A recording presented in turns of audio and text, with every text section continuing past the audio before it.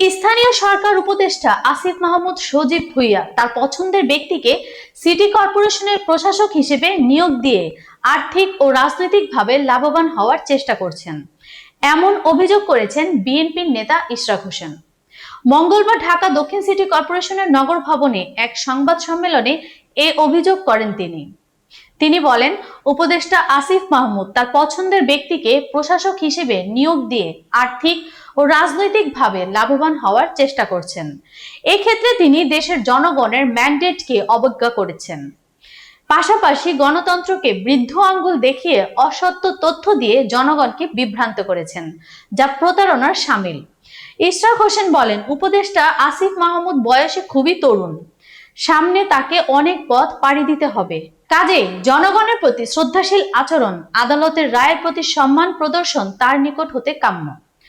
অসত্য তথ্য দিয়ে জনগণকে বিভ্রান্ত করা তার কাজ নয়। কারণ এত অত্যাচার নির্যাতন সহ্য করে যে সকল জনগণ তাদের নির্দিষ্ট লক্ষ্য হতে বিচ্যুত হননি, তাদের তিনি বিভ্রান্ত করতে পারবেন না।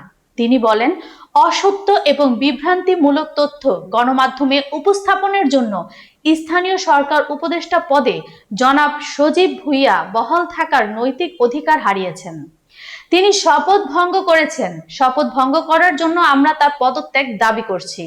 ইশরাক হোসেন আরো বলেন, গতকাল 16 জুন স্থানীয় সরকার উপদেষ্টা আসিফ মাহমুদ সজীব ভুঁইয়া বলেছেন, শপথ গ্রহণের বিষয়টি বিবেচনাধীন থাকা অবস্থায় গেজেটের মেয়াদ শেষ হওয়ার শপথ পড়ানো যায়নি।